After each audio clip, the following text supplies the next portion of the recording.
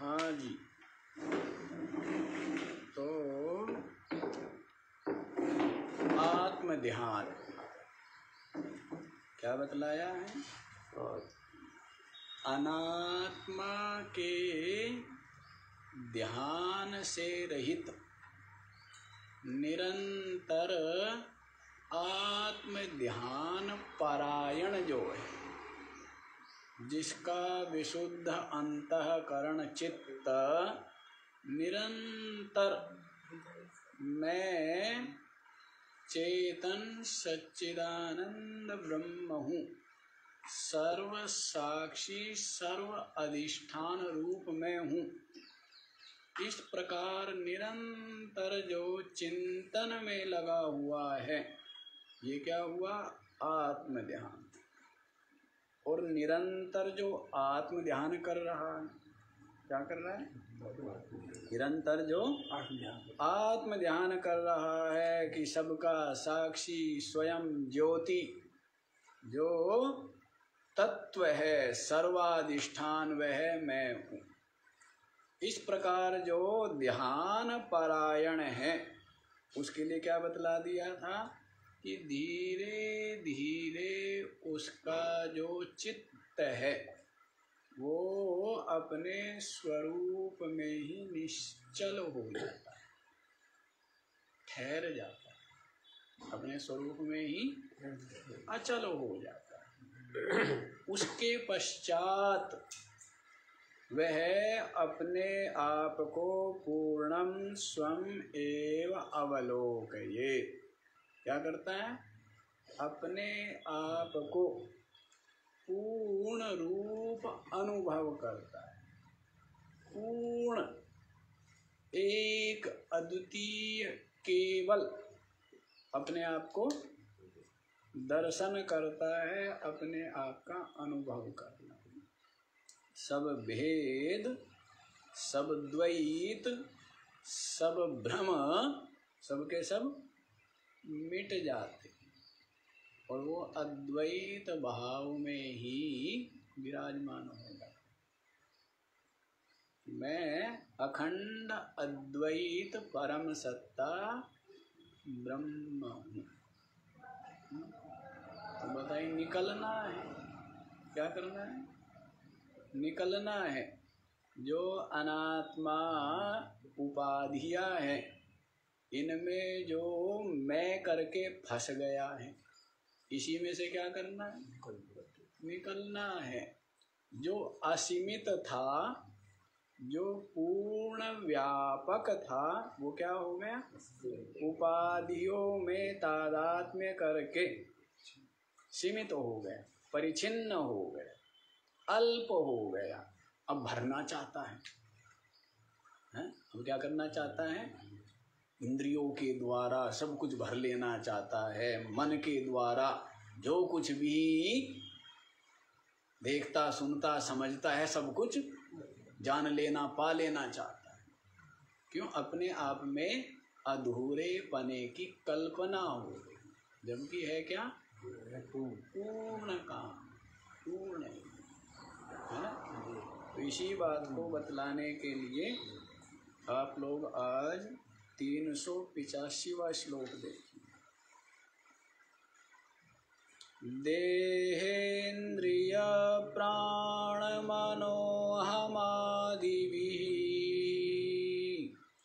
स्वज्ञान क्लिप्तैरखिलैरुपाधिभिः विमुक्तमात्मानमखण्डरूपम् पूर्णं महाकाशमिवावलोकये।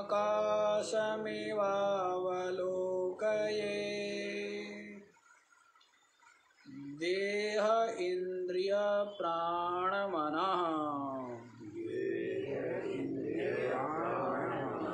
अहमादिभिः स्वज्ञान क्लिप्तैः अखिलैः उपाधिभिः विमुक्तम् आत्मानं अखण्ड अखण्डरूपं पूर्णं महाकाशं इव अवलोकये। देहेन्द्रिय प्राण मन अहमादिभिः अखिलै उपाधिभिः। क्या बताया है? स्व अज्ञान क्लिप्त ही, अपने अज्ञान द्वारा जो कल्पित है।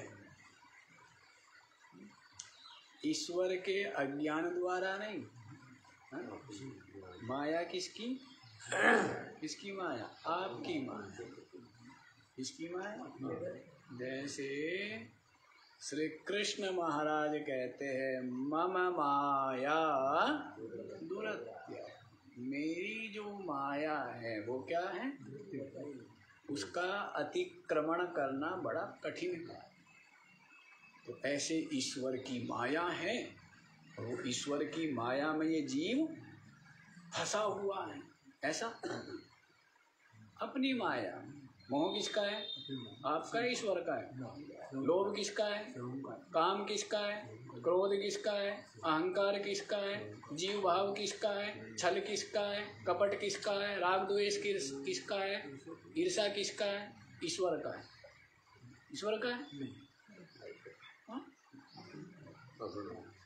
तो ईश्वर की माया में ये जीव फंसा हुआ है। ऐसा स्वमाया, इसलिए यहाँ पर कह दिया है स्व अज्ञान। क्या कहा है? ईश्वरस्य ज्ञानम, ऐसा नहीं कहा है। स्व अज्ञान। वहाँ पर श्री कृष्ण जो कह रहे हैं मम माया दुरत्यया, वो अद्वैत भाव में प्रतिष्ठित होकर के कह रहे हैं। क्योंकि जानते हैं मुझ चेतन ब्रह्म से भिन्न कुछ भी नहीं है। तो श्री कृष्ण वहाँ पर ईश्वरता अपने आप में स्वीकार करके नहीं कह रहे। वहाँ पर श्री कृष्ण अपने आप में ब्रह्मता स्वीकार करके कह रहे हैं। श्री कृष्ण कौन है? ब्रह्म है। आप कौन है? आप कुछ और हैं। श्री कृष्ण कौन है? ब्रह्म है। और आप ब्रह्म है। आप भी ब्रह्म हैं, अर्जुन भी ब्रह्म है। तत्वदृष्टि, तत्वदृष्टि से क्या है? श्री कृष्ण ब्रह्म, और आप ब्रह्म, और अर्जुन ब्रह्म, सबके सब सर्वम खलु इदम ब्रह्म। सबके सब क्या है? तात्विक दृष्टि से ब्रह्म है। देह दृष्टि से सबके सब भूत बन गए हैं, और अंतःकरण में तादात्म्य करके जीव बन गए हैं। और तत्व से देखे तो सबके सब क्या है? तो श्री कृष्ण कह रहे हैं कि मेरी माया का पार करना कठिन काम है। तो वहाँ पर वो ब्रह्म रूप से कह रहे कि मैं ब्रह्म हूँ। मैं क्या हूँ? ब्रह्म। अब उपदेश कर रहे हैं सामने जो बैठा हुआ अज्ञानी अर्जुन है। अन्यथा तो ये भी नहीं बनता है मम माया। माया तो है ही नहीं। ब्रह्म के लिए, ज्ञानी के लिए माया नाम की कोई वस्तु नहीं है। अज्ञानी के लिए, अज्ञानी को समझाते हैं कि हाँ भाई है? ये जो अपनी माया है, स्व अज्ञान जिसको बोलेंगे अभी बताएंगे। अन्यथा ज्ञानी से कहे कि महाराज अज्ञान क्या होता है, तो अज्ञान कुछ होता ही नहीं। अज्ञान क्या होता है? अपने आप का अज्ञान किसी को है क्या? है? अपने आप का अज्ञान किसी को नहीं है, और अपने आप का ज्ञान भी,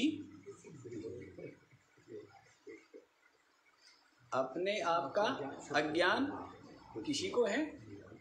पशु भी जानता है कि मैं हूँ, और अपने आप का यथार्थ ज्ञान, सम्यक ज्ञान, वो भी किसी किसी को ही है। अपने आप का अज्ञान, सर्वथा अज्ञान किसी को नहीं है, और सर्वथा ज्ञान भी किसी किसी को है। समझ आ रहा है ना? अपने आप का सर्वथा अज्ञान कभी भी किसी को नहीं होता है। सब कहते ही है मैं हूँ, वो बात अलग है। जीव भाव को, शरीर को लेकर के कहते हैं। और अपने आप का जो यथार्थ ज्ञान है वो थोड़े लोग, और जिनको अपने आप का यथार्थ ज्ञान है वे ब्रह्म ही, नित्य मुक्त ही, नित्य मुक्त है। और उनके लिए माया अज्ञान नाम की कोई चीज कभी थी ही नहीं, कभी हुई ही नहीं। बड़ा विचित्र काम है। जैसे स्वप्न कभी था ही नहीं, कभी हुआ ही नहीं, और आप भय से पसीना पसीना हो गए। नहीं, स्वप्न कभी था, कभी है, और तो वैसे ही ज्ञान जिसको हो गया अपने स्वरूप का, तो अज्ञान माया जीवत्व कुछ है? कुछ नहीं, कुछ नहीं। लहर की दृष्टि से लहर का अस्तित्व होगा, जल की दृष्टि से अस्तित्व केवल जल का। अस्तित्व किसका है? अब जल से कहे कि लहर कोई थी क्या, लहर कोई अलग है क्या, तो कहेगा मेरे से अलग तो कुछ केवल जल ही जल है, जल ही जल है। लहर अपने आप को मान ले अलग, उस लहर में से जल निकाल लो तो उस लहर में से क्या निकाल लीजिए, उसका कोई अस्तित्व है।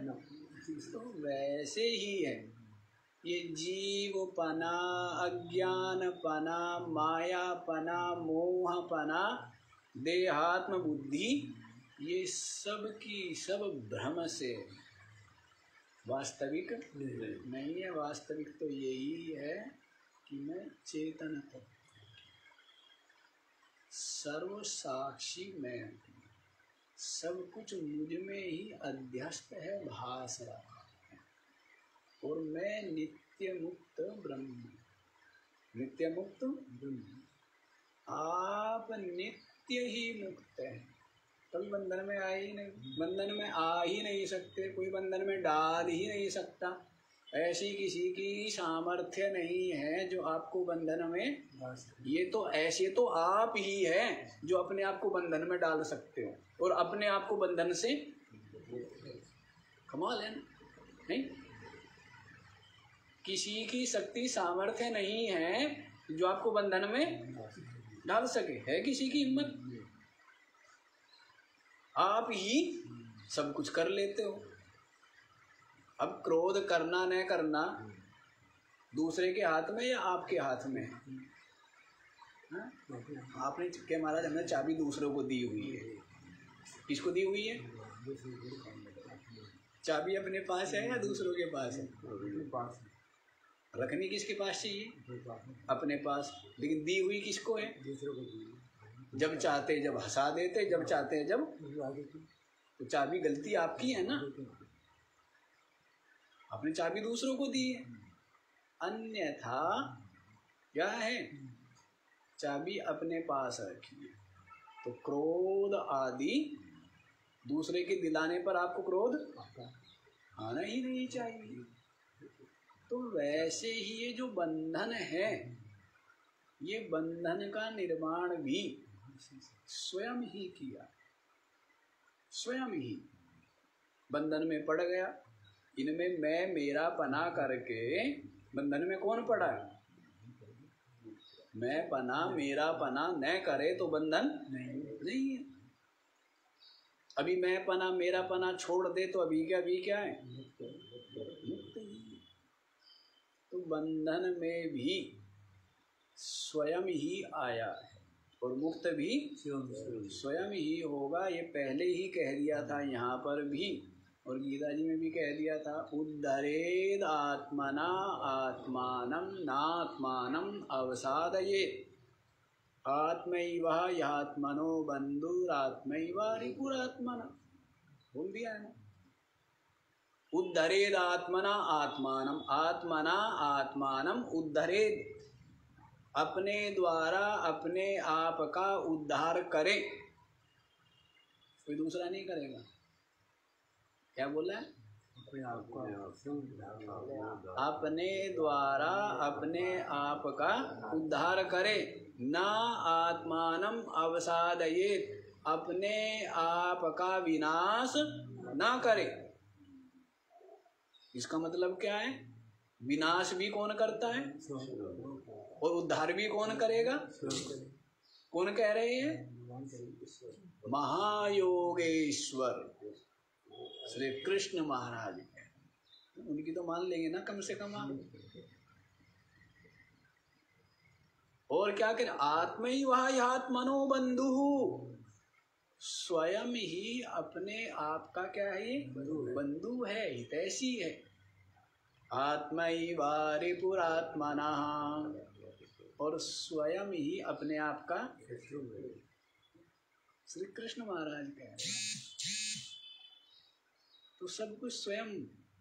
अब सुबह शाम उठ करके कभी ईश्वर को कहता है कि सृष्टि क्यों रच दी, बंधन में क्यों डाल दिया, ये पेट क्यों लगा दिया, ये सारे जो दुख है ये मेरे को क्यों दे दिए। यही काम है बस, है। यदि कहीं ईश्वर बैठा है तो उसका यही काम रह गया, और तो कोई काम नहीं है। यही काम है क्या? तो सबका सब स्वनिर्मित है। बताया था ना, सबकी सब सृजन किसका है? सबकी सब सृष्टि स्वयं की। इस बात को समझिए। तो बंधन की सृष्टि स्वयं कर ली है, और इस बंधन को हटा देने पर मुक्ति भी स्वयं ही अनुभव करता है। तो देखो क्या कहा है, स्व अज्ञान क्लिप्त ही, अपने अज्ञान के द्वारा कल्पित। जब कुछ उपदेश दिया जाता है ना, कितनी सजगता चाहिए, कितनी सजगता चाहिए। कहीं कोई अर्थ का अनर्थ ना कर ले, उल्टा पुल्टा ना समझ ले। तो कितना सावधानी पूर्वक शंकराचार्य जी महाराज कह रहे हैं, स्व अज्ञान, क्या कहा है? कृत नहीं कहा, क्लिप्त ही, अपने अज्ञान द्वारा कल्पित। कल्पित का कोई अस्तित्व होता है? नहीं। कल्पित की कोई सत्ता होती है क्या? नहीं। तो इसको भी स्पष्ट करते जा रहे हैं। अपने अज्ञान द्वारा कल्पित अखिल ही उपाधि भी, संपूर्ण जो उपाधियों के द्वारा, गिना भी दीजिए, तो गिना भी दिए, देह इंद्रिय प्राण मन अहमादि भी। देह रूप उपाधि, इंद्रिया रूप उपाधि, प्राण रूप उपाधि, मन रूप उपाधि, अहंकार रूप उपाधियों के द्वारा। समझ आ गए? अपने अज्ञान से कल्पित। सब कुछ किससे कल्पित है? अज्ञान। अज्ञान क्या है? स्व का अज्ञान, अपने आप का ज्ञान न होना।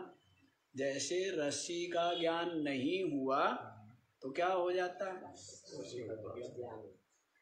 उस ज्ञान न होना मतलब अज्ञान, और उस अज्ञान से क्या हो जाती है, कितनी कल्पना हो जाती है। कल्पना ज्ञान से होती है, अज्ञान से होती है? ज्ञान से तो वस्तु तत्व का बोध होता है।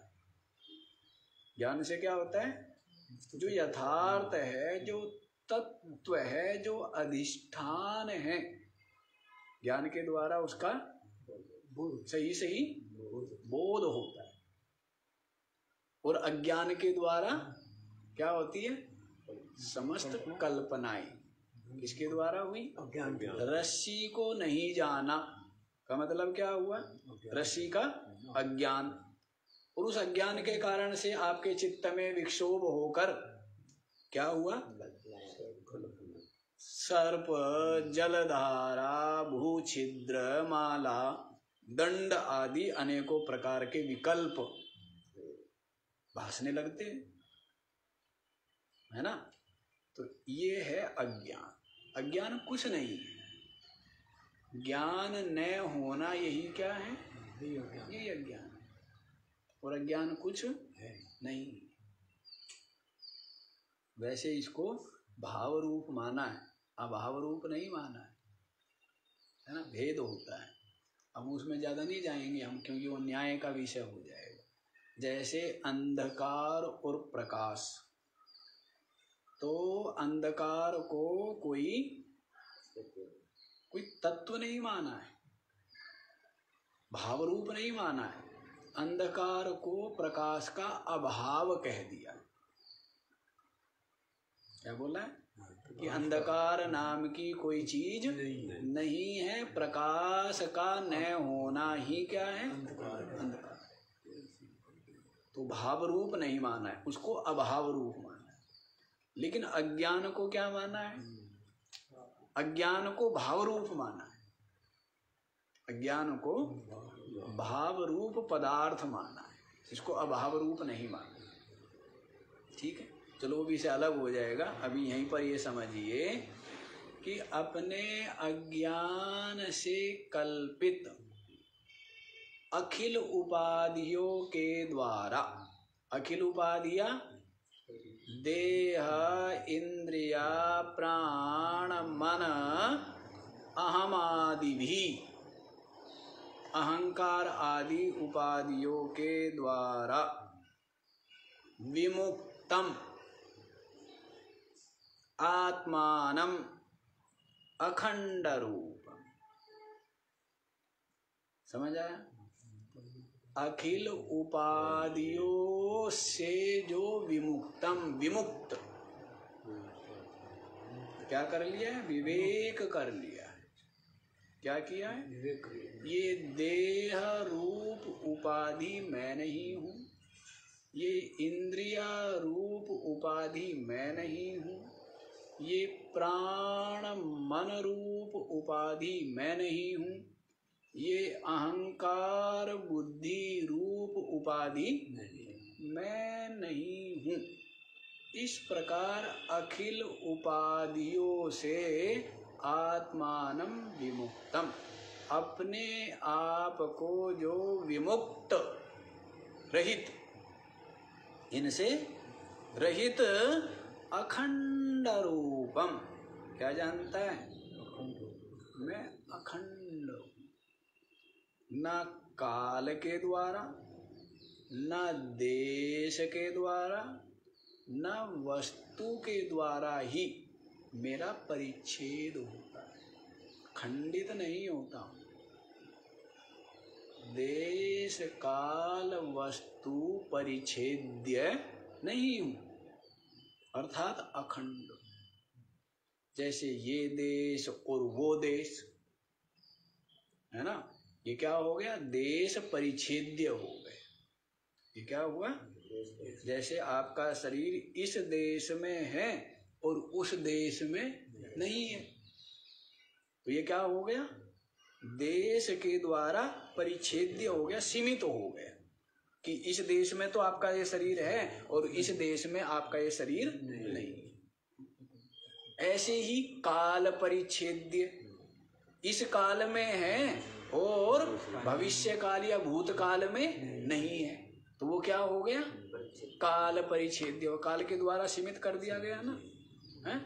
हाँ, काल के द्वारा सीमा बांध दी है कि 40 वर्ष पूर्व नहीं था, 40 वर्ष पश्चात नहीं होगा। तो ये क्या हो गया? काल ने इसको क्या कर दिया? सीमित कर दिया। ऐसे ही वस्तु परिच्छेद्य है, वस्तु जैसे ये वस्तु है तो यहाँ पर है, और ये वस्तु है तो अलग है, तो वस्तुओं के द्वारा क्या हो रही है? एक दूसरी वस्तु सीमित हो रही है, परिच्छेदित हो रही है। इसको क्या कहेंगे? देश काल वस्तु के द्वारा खंडित हो रही है। शरीर काल के द्वारा खंडित है, पहले नहीं था, बाद में नहीं, है ना? देश के द्वारा भी क्या हो रहा है? खंडित हो रहा है, और वस्तुओं के द्वारा भी क्या हो रहा है? खंडित है। ये अलग है, ये अलग है, ये अलग है ना, या एक है? तो ये क्या हो गया? वस्तु के द्वारा खंडित हो गया। जैसे मान लीजिए ये एक ही चीज हो, जैसे वस्त्र है, ये वस्त्र, ये वस्त्र, ये वस्त्र, ये वस्त्र, तो वस्त्र दृष्टि से देखे तो सबके सब क्या है? वस्त्र अखंडित हुआ ना। ये भी क्या है? कपड़ा। ये भी क्या है? कपड़ा। ये भी क्या है? कपड़ा। ये भी क्या है? कपड़ा। तो ये क्या हो गया? अखंडित हुआ ना, एक ही हुआ ना।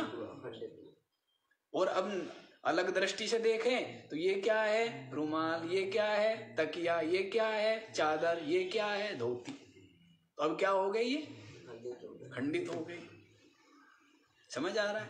तो वैसे ही ये जो आपका शरीर है, ये पुस्तक नहीं है, पुस्तक शरीर नहीं है, शरीर तकिया शरीर नहीं है, शरीर तकिया नहीं है। अलग अलग हो गए ना। ऐसे ही दीवार अलग है, गाड़ी अलग है, कुर्सी अलग है, तो ये सब क्या हो गए? वस्तु परिच्छेद। लेकिन जो आप जो हो, आप क्या हो? अखंड रूप। अखंड रूप कह दीजिए, ब्रह्म कह दीजिए। ब्रह्म माने भृत्वाद ब्रह्म, जो व्यापक होता है, जो बड़ा होता है, उसको क्या कहते हैं? ब्रह्म। सबका सब जिसमें अध्यस्त है, सबका सब जिसमें कल्पित है, वो ब्रह्म है। तो आत्मानम अखंड रूपम, जो अपने आप को क्या जानता है कि मैं आत्मा अखंड रूप। कब जानेगा? जब अखिल उपाधियों से आत्मानम विमुक्तम, अपने आप को क्या जानेगा? विमुक्त जानेगा, विमुक्त जानेगा। सभी वस्तुएं है ही, जैसे पौधे है, पेड़ है, पुष्प है, गाड़ी है, सब कुछ है, वैसे ये शरीर है। जैसे हवा बह रही है, वैसे प्राण चल रहे हैं, है? वैसे ही जैसे गाड़ियां है, टायर है, वैसे ही ये इंद्रियां है, वैसे ही मन और बुद्धि है। और मैं इन सब से अलग, इन सब से परे, इन सब से असंग, इन सब का साक्षी, नित्य मुक्त, नित्य ही मुक्त, नित्य ही ब्रह्म, अखंड रूप। अब आप जो देहात्म बुद्धि वाला है, उसके लिए आत्मा में प्रवेश करना वो अपनी मृत्यु समझता है। जीवन को मृत्यु समझते हैं। जीवन को क्या समझते हैं? जीवन क्या है? मैं आत्मा चेतन ब्रह्म हूँ, ये क्या है? जीवन है। और ये मैं शरीर हूँ, इंद्रिया प्राण परिवार वाला हूँ, मकान दुकान ये वो, ये क्या है? मृत्यु ही मृत्यु है। सब सीमित, सबका सब क्षणभंगुर, सबका सब नाशवान, सबका सब नष्ट होने वाला, विकारी। तो मृत्यु हुई है। तो जो मृत्यु है उसको क्या समझ रहा है? जीवन समझ रहा है, शरीर को जीवन समझ रहा है, जबकि शरीर मृत्यु है। शरीर क्या है? जड़, दृश्य, अनात्मा, विकारी, हाड़ मांस का ढांचा है? और कभी जो है इतना सामर्थ्यहीन होता है शरीर, श्वास लेना भी मुश्किल। कभी अपने आप को इतना सामर्थ्यशाली समझता है कि यों कूद जाता है, और फिर वृद्धावस्था में फिर ऐसा असक्त सामर्थ्यहीन हो जाता है। तो इसको मैं मानेगा तो क्या दुर्गति नहीं होगी? मैं मानेगा तो इसलिए जिसको समझ है, विवेक हो गया और जान रहा है कि ये सब उपाधि सबकी सब जड़ है, मृत्यु संयुक्त है, क्षण भंगुर है, सब रूप है, और मैं अखंड चेतन आत्मा ब्रह्म। समझ आ रहा है? नहीं समझ आ रहा है? समझ के साथ साथ स्वीकार भी हो रहा है क्या बुद्धि को? या फिर उतर आते?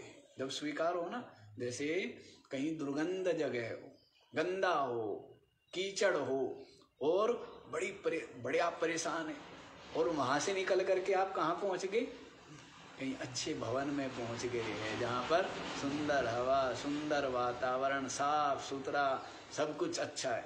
तो उसके पश्चात नीचे फिर उतरोगे क्या? वो मन को इतना भा जाता है कि फिर गंदगी में, लेकिन होता क्या है?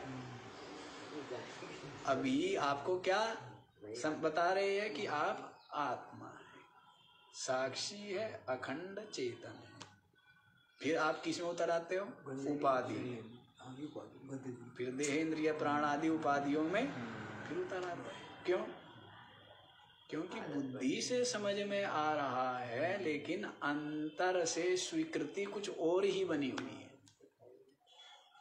अंतर से स्वीकृति, क्योंकि इतना गहन चिंतन शायद नहीं किया है, इसलिए विवेक वैराग्य उतना दृढ़ नहीं है, इसीलिए ज्ञान भी दृढ़ नहीं हो पा रहा है।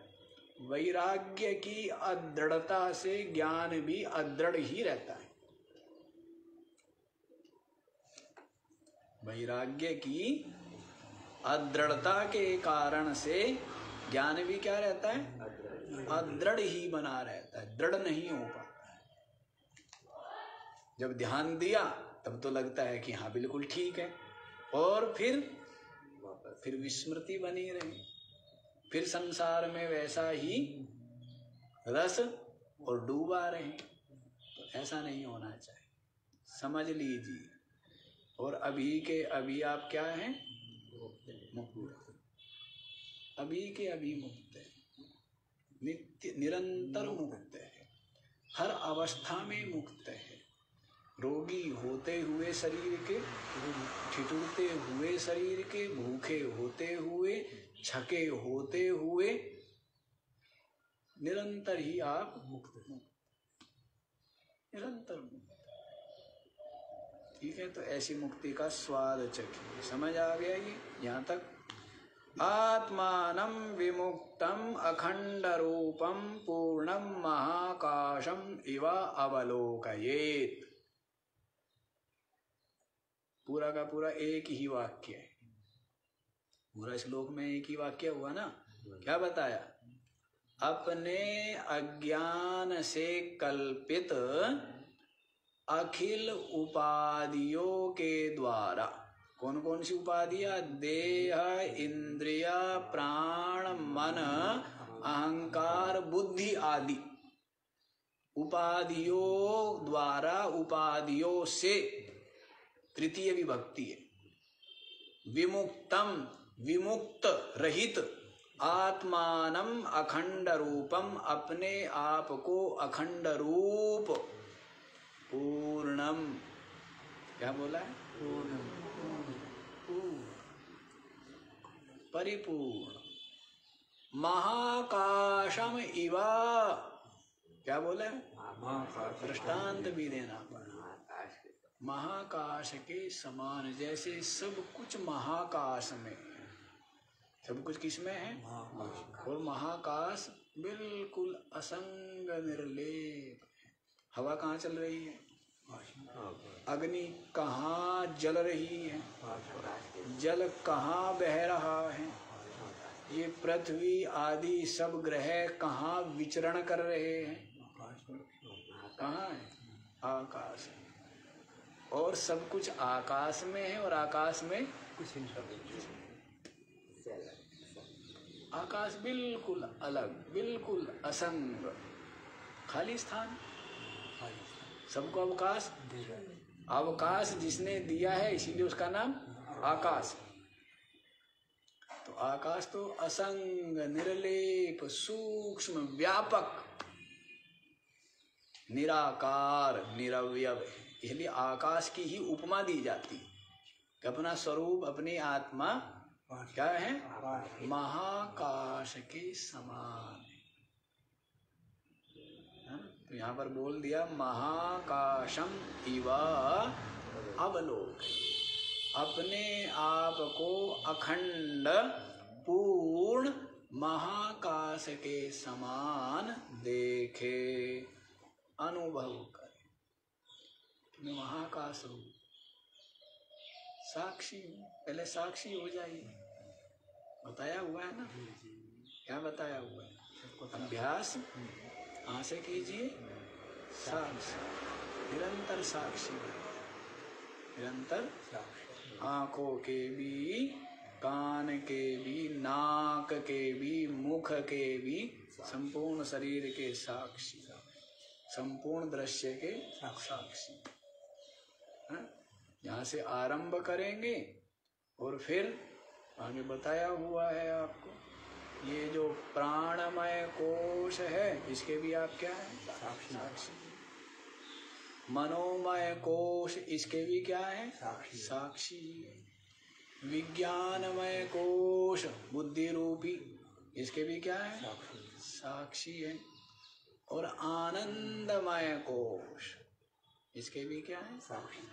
सब जब शून्य हो जाता है, कुछ छोटा बड़ा नहीं रहता, कोई उथल पुथल नहीं रहती, तो तब क्या हो जाता है, आनंदमय कोश होता है। सुसुप्ति इसके विशेष प्रकट की अवस्था है। सुसुप्ति अवस्था में क्या रहता है, आनंदमय कोश। वो भी आत्मा नहीं, वो भी आत्मा नहीं। आत्मा क्या है, इन सब का साक्षी बोध रूप चिन्ह मात्र,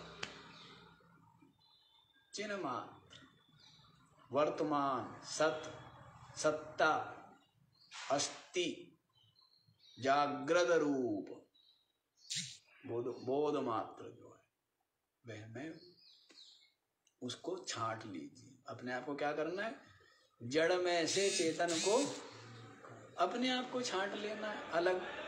तो फिर आप क्या है, फिर यही है जो बताया, अखंड पूर्ण महाकाश के समान अपने आप को अनुभव। बढ़ते चलिए, निरंतर चिंतन कीजिए, निरंतर। जैसे जो धनार्थी है, धनी होना चाहता है, अब वो धन बढ़ाने के लिए निरंतर क्या करता रहता है, निरंतर चिंतन करता रहता है, कैसे व्यापार करूं, क्या करूं, कैसे बढ़ेगा, कैसे सोते उठते बैठते खाते पीते जगते हर समय क्या करता है, यही चिंतन चलता है ना। तो वैसे ही जिसके लिए आत्म धन ही धन है, परमात्म धन ही धन है, मोक्ष पाना ही धन है जिसके लिए, वो क्या करेगा, और किसी मजबूरी में नहीं, मन मार के नहीं, निरंतर उसका स्वभाव। क्योंकि उसके धन क्या है, हमारो धन राधा, श्री राधा गाते हैं ना? क्या क्या गाते हैं? राम धन पायो, पायो जी मैंने राम रतन धन पायो। तो मीरा कहती है नहीं, वृंदावन में गाते हैं ना कि हमारो धन राधा श्री राधा श्री राधा। अब धन मानेंगे किसको? धन किसको मान रहे? सांसारिक धन को ही धन। हाँ, तो ऐसे नहीं होना चाहिए। क्या धन है? साधक के लिए, जिज्ञासु के लिए धन क्या है? आत्मा ही धन है। मोक्ष पाना ही धन है। समस्त ऐष्णाओं का त्याग कर देना, समस्त वासना और समस्त जो उपाधि है, इन उपाधियों में जो मैं मेरा पना है, इनका त्याग कर देना और साक्षी भाव में प्रतिष्ठित होना, यही परम धन है। यही क्या है? परम धन। तो आप देखिए, बताया ना कि धन किस लिए है चाहता तो आप माला माल है। सिक्के सभी जिससे बने तू वह महाटकसाल है। पूरा धनी उसे जानिए जो नित्य ही संतुष्ट है श्रेष्ठ से भी श्रेष्ठ तू पर चाह करके दृष्ट। क्या बोला है? श्रेष्ठ से भी श्रेष्ठ पर तू चाह। धन किस लिए है चाहता तू आप माला माल है। हाँ? व्यक्ति के पास धन कितना ही हो और कर्कश स्वभाव वाला हो, स्वभाव कैसा हो? कुटिल स्वभाव वाला हो, तो उसके पास कोई परिवार वाले भी उससे है ना। और व्यक्ति का स्वभाव मीठा हो, सरलता हो, तो उसके पास जैसे मीठे के पास मक्खियाँ। तो मैं बारंबार लोगों से कहता हूँ, संपत्ति क्या है सांसारिक दृष्टि में? मैं कहता हूँ सद्गुण ही संपत्ति है। क्रोधी आप होंगे, धन भी आपके पास कितना होगा, तो कोई भी परवाह करेगा क्या? आपके स्वयं के जो बाल बच्चे, वो भी आपकी परवाह नहीं करेंगे, धन कितना ही हो आपके पास। लेकिन यदि आपके पास सद्गुण है, क्षमा है, सरलता है, धैर्य है, तो सबके सब आपसे क्या करते हैं? प्रेम करेंगे। सबके सब प्रेम करेंगे ना आपसे। तो ये धन है, ये गुण है ना। तो ये इन चीजों को धन नहीं समझते हैं, इनको धन नहीं समझते हैं, इसी धन को धन समझते हैं। तो समझ लेना चाहिए कि धन क्या है। धन तो अपने पास धन ही धन है ना, जिसको कुछ नहीं चाहिए, जिसके चित्त में किसी के प्रति द्वेष नहीं, सबके प्रति प्रेम और करुणा का भाव है, उससे धनी कोई है क्या? उससे ज्यादा धनी कोई है? उसके लिए भोजन की थाल कोई ला रहा है, उसके लिए वस्त्र कोई ला रहा है, उसके लिए जल कोई और ला रहा है। महात्मा जी के पास क्या लगी रहती है? लाइन लगी रहती है लाने वालों की। क्या लगी रहती है? क्यों? वो धनी है ना, इसलिए नहीं धनी है। अब आपकी रसोई में जो सामान रखा है वो किसका है? आपका है। और सबकी रसोई में जो सामान रखा है वो किसका है? महात्मा का है। नहीं, महात्मा को अलग से रखने की जरूरत नहीं। सबकी रसोई में जो रखा है वो किसका है? वो हमारा ही तो है, हैं? कोई कुछ लाएगा बना के, कोई कुछ लाएगा बना करके, नहीं लाएगा। ना लाए बात वो नहीं है, जरूरत भी नहीं है, पर एक बात है, सब कुछ हमारा ही तो है। अरे किसी के पास कुछ है, सबसे बड़ी शांति की बात ही है, कम से कम आकर रोएगा तो नहीं। मैं तो इसी बात में बहुत खुश रहता हूँ कि सबके सब स्वस्थ है, प्रसन्न है, समृद्ध है, तो कम से कम एक बहुत बड़ी आफत से हम बचे हुए कि आके रोएगा तो नहीं, तो दुनिया आके रोने लग जाती है। तो इसलिए आनंद में आनंद भाई कोई चाह नहीं। तो क्या बताया है? धन किस लिए है चाहता तू आप माला, और जो धन को चाहते हुए महाकंगाल है। जो धन को चाहते हुए क्या है? कंगाल है। धन चाहते रहते हैं। यथा प्रारब्ध थोड़ा बहुत मिलता भी है, जितना मिलता है उतना ही कम, उतना ही कम है ना। जितना आ जाए उतना ही क्या है, उतना ही कम है। संतोष तो होता नहीं है। तो धन किस लिए है चाहता तू आप माला माल है, सिक्के सभी जिससे बने तू वह महाटकसाल। जिससे सब धन बने है ना, तू वह टकसाल है, तू आत्मा है ना, तो सब कुछ आत्मा में अज्ञान कल्पित है। पूरा धनी उसे जानिए जो नित्य ही संतुष्ट है। क्या बताया? पूरा धनी उसे जानिए, पूरा धनी उसे जानिए जो नित्य ही संतुष्ट है श्रेष्ठ से भी श्रेष्ठ तू पर चाह करके भ्रष्ट। संतोष संतुष्ट रहे, आनंद रहे। पर बीमारी लग जाती है ना, इलाज बड़ा मुश्किल है। हो रहा है हाँ, बीमारी लग जाती है तृष्णा की, तो जितना हो उतना कम। चलिए यहीं पर आइए और महाधनी आप हो जाइए। पूर्ण बोल दिया है कि पूर्ण महाकाश के समान अपने आप को देखें। लेकिन क्या करते हैं आप? अभी आपको हम कहे कि आप आत्मा हो, आप ब्रह्म हो, तो आप क्या करोगे? तुरंत ये भावना करने लग जाओगे। क्या करोगे? तुरंत ये भावना करोगे, मैं आत्मा हूँ, चेतन हूँ, साक्षी हूँ, ब्रह्म, तुरंत। लेकिन उससे पहले का जो काम है वो आप नहीं किया कि शरीर में नहीं हूँ अभी, क्योंकि आप जो मैं ब्रह्म हूँ, इस मैं में क्या जुड़ा हुआ है? इस मैं में बीज, ये मैं का जो बीज है इसमें क्या क्या है? सब कुछ। इसमें देहात्म बुद्धि, इसमें जीव भाव, इसमें प्राण इंद्रिया मन, सबके सब है। इस मैं रूप बीज को लेके आप कहते हो मैं ब्रह्म हूं, गलत हो गया ना, गड़बड़।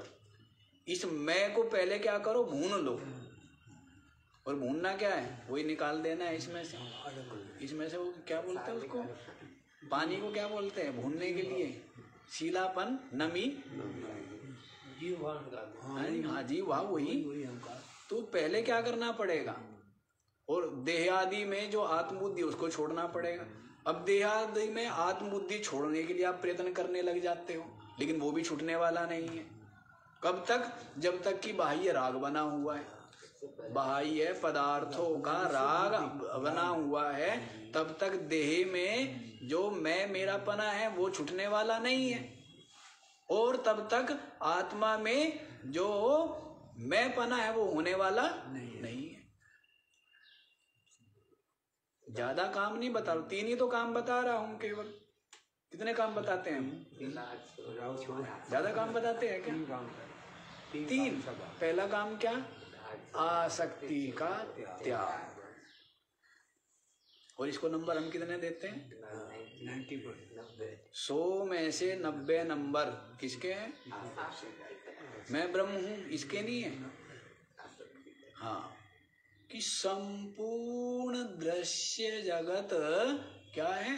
असार, रसहीन, रूखा, फीका, व्यर्थ, दुख रूप, क्षणभंगुर, नाशवान, परिवर्तनशील।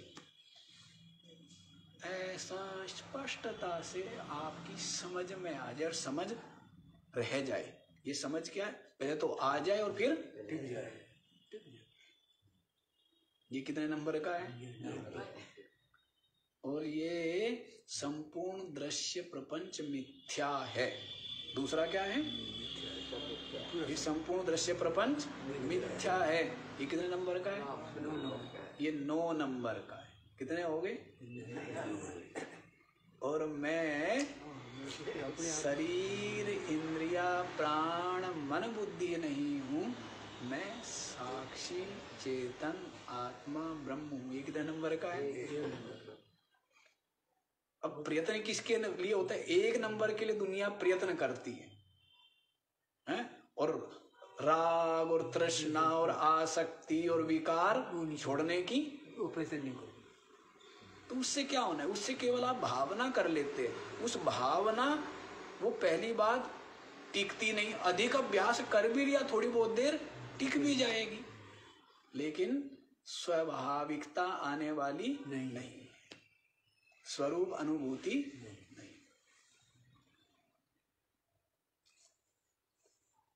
और बिना वैराग्य के अभ्यास भी नहीं होता है। बिना वैराग्य के अभ्यास होता है क्या? दोनों साथ ये भी आपको समझ लेना चाहिए। तो समझ लेना है, तीनों आपको बता दिए और दो यहाँ पर बताए हैं कि ये उपाधियां सबकी सब अज्ञान कल्पित है। इनसे मुक्त अपने आप को जो देखता है कि ये मैं नहीं, ये मैं नहीं, ये शरीर मैं नहीं, हाड़ मांस का मैं नहीं, ये इंद्रिया प्राण मैं नहीं, ये भी क्या है? परिचिन्न है, दृश्य है, विकारी है और ये भी जड़ ही है, ये भी मैं नहीं। ये मन बुद्धि ये भी क्या है? ये भी जड़ है, ये भी दृश्य है, ये भी विकारी है, ये भी सीमित है, ये भी मैं नहीं। मैं साक्षी, मैं केवल चेतन हूं, मैं केवल चेतन। आप कल मर जाएंगे, कल आप मर जाएंगे, डरता है? कौन मरेगा? आपके चित्त के किसी भी कोने में तिल मात्र भी भय का संचार नहीं होना चाहिए।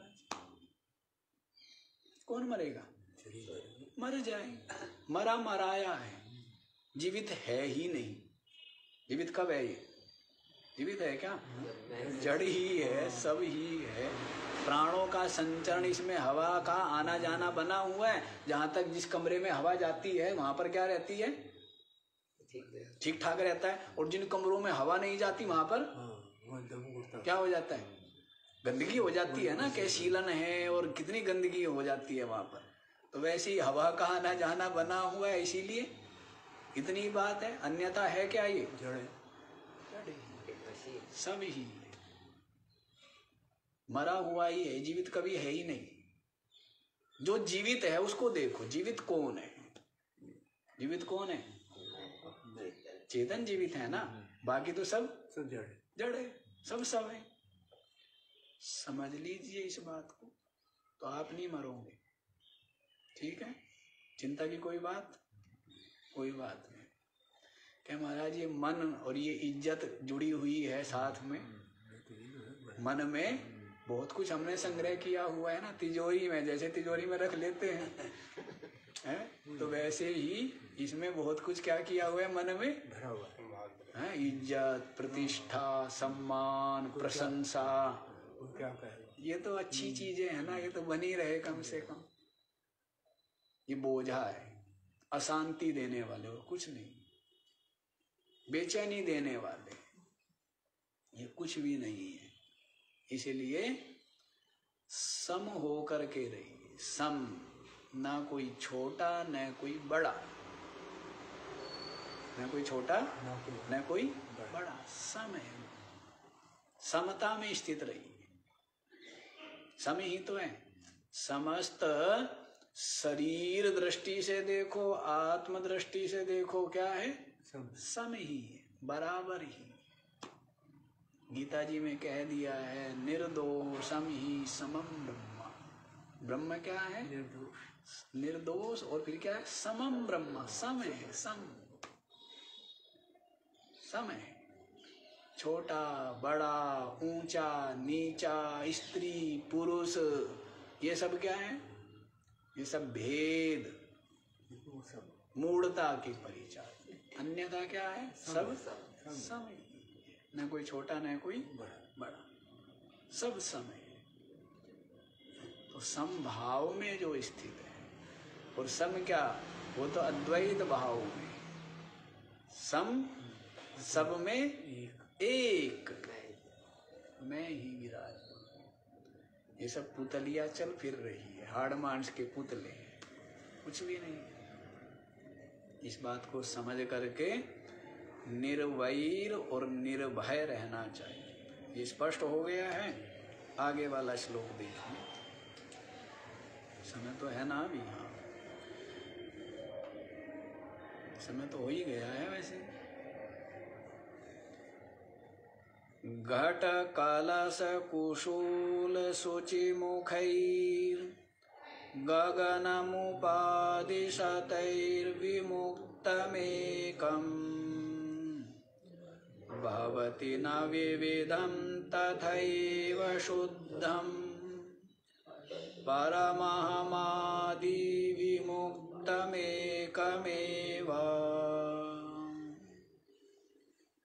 इसको फिर कल ही देखेंगे क्योंकि समय भी हो गया है। और पहले इसको समझ लीजिए जो सार बता दिया। सार क्या बताया है कि ये अनात्मा देह आदि उपाधि मैं नहीं। बैठा लीजिए बुद्धि अच्छी प्रकार से। ये अनात्मा देह आदि जो उपाधियां है ये मैं नहीं हूँ, इनसे अलग हूँ, इनका दृष्टा हूँ, इनका साक्षी चिन्हमान और निरंतर इसी भाव में प्रतिष्ठित रहे, इसी भाव में विराजमान रहिए निरंतर। साक्षी साक्षी चेता केवलः निर्गुणश्च। अब आपको कहे कि आप सगुण नहीं निर्गुण हो, आप साकार नहीं निराकार हो, डरोगे तो नहीं आप? आप साकार नहीं हो, आप क्या हो? कि महाराज हमें तो भगवान भी साकार चाहिए, आप कह रहे हो कि आप ही निराकार हो। भगवान भी क्या चाहिए, कैसे चाहिए आपको? साकार चाहिए ना, आकार वाला होना चाहिए भगवान। आप ही साकार, आप ही आकार वाले नहीं हो। आप आकार वाले हो क्या? आपने अपने आप को आकार मान लिया, इसलिए अपने जैसा ही भगवान कैसा होना चाहिए? भगवान हमारे जैसा होना चाहिए ना, हाथ पैर वाला, आंख नाक मुंह कान वाला नहीं। हाँ, भगवान हमारे जैसा होना चाहिए। आप ही ये नहीं हो, क्योंकि इसको तो ले जा करके शमशान में क्या करेंगे? लकड़ी डाल करके जला देंगे। तो आप ही ये नहीं हो, आप साकार नहीं हो, आप भी निराकार हो। आप निराकार ही हो और निर्गुण ही हो। आप में कोई गुण नहीं है, गुणातीत, समस्त गुणों से रहित। गुणों का मतलब ये मत समझ लेना अवगुण है। गुणों का मतलब क्या है? सत्व रज तम रूप जो गुण है, इन सब से आप रहित, अर्थात आप सम हो, अर्थात शांत। तो आप निर्गुण हुए ना, निराकार, ठीक है। और ये जो सगुण साकार रूप शरीर है, अंतःकरण है, इनके रहने ना रहने से आपका विनाश नहीं होता, आपका विनाश नहीं होता है। तो उसको समझिए, बुद्धि में रखिए। समझ आ गया क्या रखना है बुद्धि में? ये अनात्मा देह आदि उपाधि से अलग मैं, इनका दृष्टा साक्षी। आज इतना ही रखिए, बाकी का विचार कल करेंगे। और कल थोड़ा सा दौड़ेंगे, है ना? वो धीरे धीरे चलते चलते बहुत समय हो। ओ